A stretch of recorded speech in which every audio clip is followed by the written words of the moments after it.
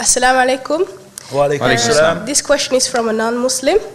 You were first a Christian, then a Buddhist for 3 years ago. Okay. What made you change your mind so radically? From to be a Buddhist to a Muslim, what happened? Okay, it's very interesting. I was just talking to a gentleman about this issue of Buddhism. Okay. My main problem with Buddhism my main problems are, number one, I don't agree with the premise of Buddha. The premise of Buddha is that life is suffering, okay? And in order to escape from, life is suffering. Suffering is caused by the ego, the me, yeah? So that's the problem.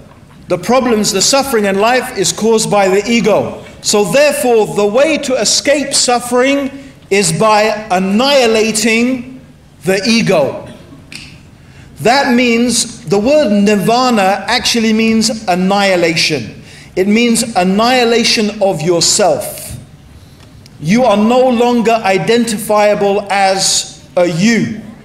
You are just. You are just. That's why I remember Yusuf talking about his journey to Islam, had a similar experience, and he went and asked a Buddhist, what's the purpose of life? And the Buddhist replied to him, contemplating the supreme nothingness. Right? And really that's what it is. Because as the idea of Buddha is to annihilate yourself. To self-annihilation, you no longer have the concept for a Westerner is so hard to even begin to comprehend. Yeah? So, the issue I have is number one. My first issue is this. There is suffering in life, but is life suffering? That's wrong from the beginning to say life is suffering. There is suffering in life, but there is joy in life. There is happiness in life. It's the same as the fallacious approach of the atheist. There is so much evil in the world, but yet there's almost so much good in the world as well, right? How come you only see the evil? How come you only see the suffering? So this is the first thing, the claim that there is suffering in life, as if that's all there is. No, there's suffering in life, and there is joy and bliss in life also.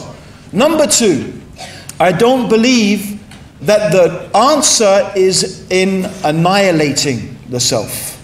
The answer is in controlling and being in control of yourself, right? That is what is important. The self, in essence, is what motivates you to eat, to drink, to procreate, to live. You know, these are actually not only healthy but essential instincts. The problem is when we go over the top, when we go too far, when we go beyond the bounds. Of course, for us, the Quran gives us, God gives us the bounds, God gives us the limits.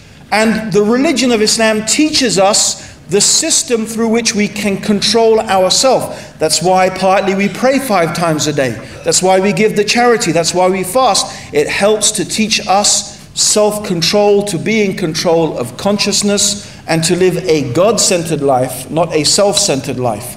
So the other problem with Buddhism for me is that it ignores the issue, the whole issue, and the question of God and the existence of God. This is highly problematic. So those are some of the issues that I would say I had philosophically with Buddhism.